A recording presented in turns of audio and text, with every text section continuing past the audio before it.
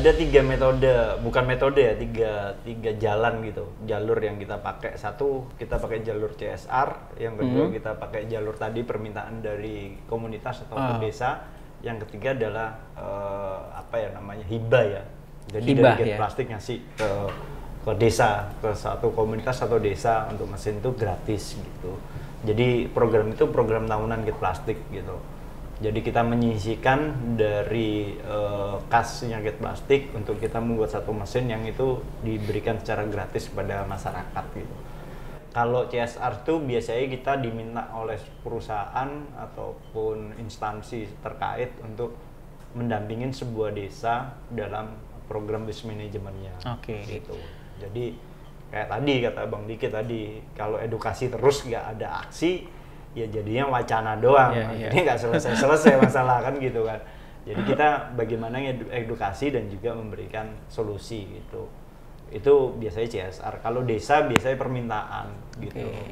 Yang jelas ada desa yang melakukan permintaan kepada kami, terus kami juga kerjasama di situ. Apa yang bisa kami kontribusikan dan desa kontribusikan gitu. Harus saling memberikan gitu. Simbiosis mutualisme lah. Gitu. Kami nggak bisa bergerak karena Get Plastik kan organisasi independen ya. Secara pendanaan kami benar-benar mandiri gitu. Kita banget nggak ada donor, nggak ada terima ini hibah ataupun dari manapun, kita enggak. Jadi kita benar-benar mandiri. Gitu. Tapi yang gue denger Get Plastik ini sering memenangkan ide inovasi atau kompetisi Bang ya, yang dilakukan sama mau domestik maupun internasional ya gitu ya. Dari luar maupun dalam negeri lah gitu. Jadi banyak banget penghargaan yang dimenangkan oleh Get Plastik ya. Iya, di Jerman salah satunya. Di Social Innovation Fund itu 2019 kita juara 1 sama grup Allianz gitu. Terus kemarin di Jerman juga sih sebenarnya kompetisinya di Jerman itu, tapi punyanya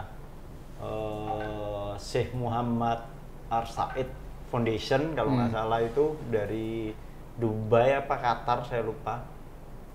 Itu dia bikin kompetisi dan kita masuk di 12 besar sih sebenarnya, tapi itu capaian yang luar biasa bagi kami. 12 besar dari 314 negara. Wow, gokil. Tapi lagi-lagi kenapa kebanyakan dari luar ya? Yang Indonesia mana nih yang buat filantropi dari Indonesia? Ya, karena apa ya, kami melihatnya bahwa ya apresiasi itu yang belum ada sih di. Lu melihat apresiasi di tanah air sendiri, khususnya untuk anak-anak muda yang bisa menciptakan solusi atas permasalahan lingkungan ini masih belum ya Bang ya? Atau gimana? Ya, belum. Kalau bilang belum sih ada tapi sangat tidak banyak, kecil sekali gitu ya.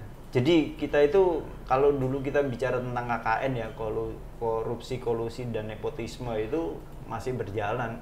Siapa yang dekat dengan penguasa, dia yang lebih itu aja dikasih ya. Dikasih gitu. Tapi yang jauh, yang komunitas kecil-kecil, makanya kan Get Plastik tuh sering sekali mengajak komunitas-komunitas kecil untuk ayo kalian berkarya, ayo kalian membuat inovasi, ayo kalian melakukan sesuatu hal supaya nanti kita bisa memberikan panggung gitu. Nanti kita akan mungkin saya sedikit nanti ngasih clue kepada teman-teman bahwa apa sih yang nanti ke depan Get Plastik akan berikan, itu salah satunya mewadahi teman-teman komunitas ini. Apa yang bisa teman-teman lakukan, yaitu untuk apresiasi kami kepada teman-teman yang udah peduli terhadap alam ini sih. Betul, karena permasalahan yang gua pun melihat sendiri adalah teman-teman komunitas ini tidak dapat panggung yang begitu besar, tidak dapat spotlightnya, sehingga sebenarnya mereka tuh local heroes ya, banyak banget gitu yang di Indonesia ini yang bergerak atas solusi untuk daerah-daerahnya. Cuman tidak dapat panggung dan tidak terlihat akhirnya gitu. Nah, sehingga yang terlihat itu cuman mereka yang udah besar. Gitu. Itu niat kita awal bagaimana mereka bisa terlibat gitu. Kita bisa besar bareng di ekosistem ini gitu. Itu yang menjadi cita-cita kita berdua waktu kita ngobrol dulu ya. Gitu ya. Di tahun ini Get Plastik akan bikin sustainable tour. Apa itu? Yang ibaratnya lebih ke sustainable tour for musik konser. Jadi kita akan bikin perjalanan dari Bogor sampai di Bali. Kita akan singgah di 5 kota untuk bikin satu konser musik. Tapi nggak hanya cuman konser musik, di situ juga ada edukasi di wilayah-wilayah sekitar dan juga bahan bakar atau 2 kali nih jatuh nih. Ada apa nih? Kelihatannya ada gitu. Kelihatannya. Oke, lanjut Bang. Kita pakai energi yang dari sampah plastik. Jadi kita nggak ada yang naik pesawat nantinya. Jadi semuanya meredius meredius bahan bakar dengan tidak memakai pesawat terbang. Pesawat terbang. Jadi kita berpikir kalau kita berbicara lingkungan, tapi kita bikin suatu konser yang besar kita pakai pesawat, itu kan juga nggak ini juga. Kita memikirnya meredius karbon lah ya. Ya, karbonnya itu kan, nanopartikelnya juga nggak terlalu ini.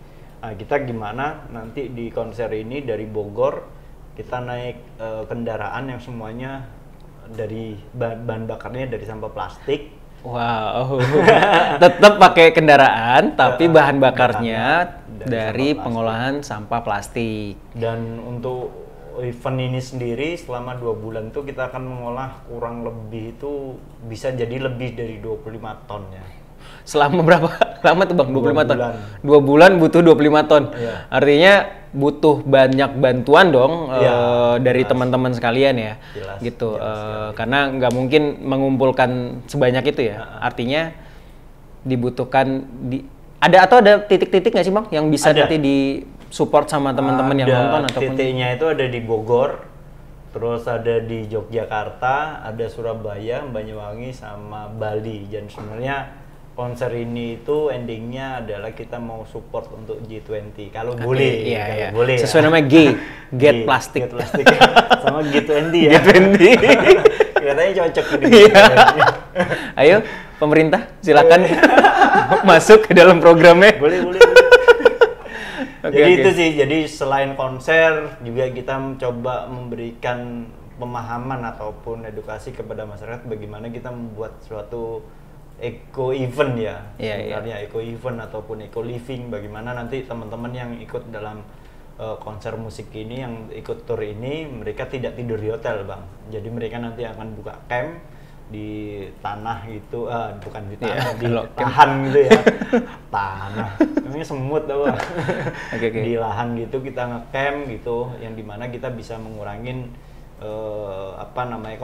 konsumsi kita terhadap listrik yang konvensional ya gitu. Bagaimana itu, terus akhirnya kita pakai listrik yang dari sampah plastik sendiri.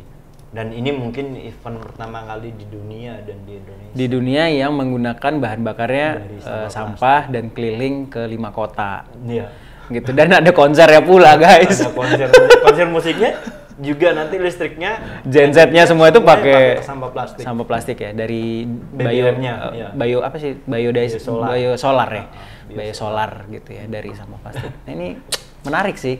Kalau semoga tidak terkendala Bang ya, maksudnya pandemi kita sudah mulai landai, terus tidak ada lagi PPKM gitu ya, level-levelan gitu ya. Semoga di 2 bulan 3 bulan ke depan semuanya sudah bisa beraktivitas dengan normal, asal tetap dengan prokes ya. Apalagi itu kan tadi bulan Agustus ya, Agustus, tapi sebelum itu akan ada kegiatan-kegiatan lainnya ya.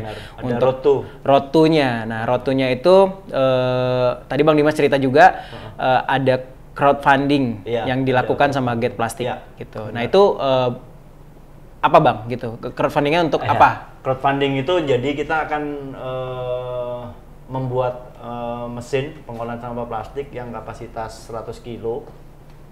Kita bikin ada 3 unit ya, 3 unit yang akan kita taruh di beberapa spot di perjalanan kita, yang nanti itu akan dihibahkan kepada masyarakat, sehingga setelah konser ini selesai nggak begitu aja, nggak menguap begitu aja, tapi ada sesuatu yang ditinggalkan di masyarakat, yang ditinggalkan masyarakat, dan masyarakat itu terus melakukan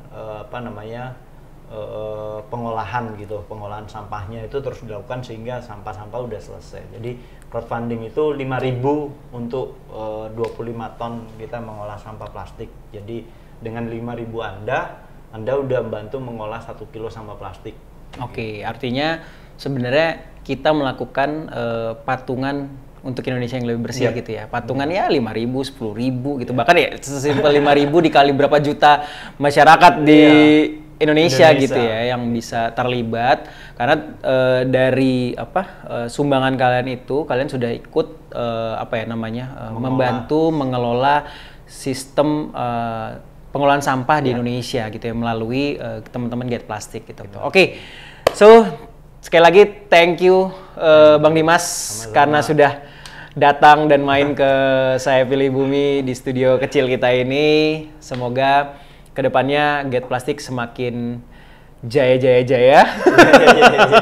Dan semoga project dan program-program yang sedang dijalankan berjalan dengan lancar semua. Amin. Thank you sekali lagi Bang Dimas, terima kasih banyak. Terima kasih banyak Bang Diki. Dan terima kasih buat teman-teman sekalian. Sampai ketemu di episode Duduk Bareng berikutnya bersama komunitas-komunitas yang lain. Oke, see you.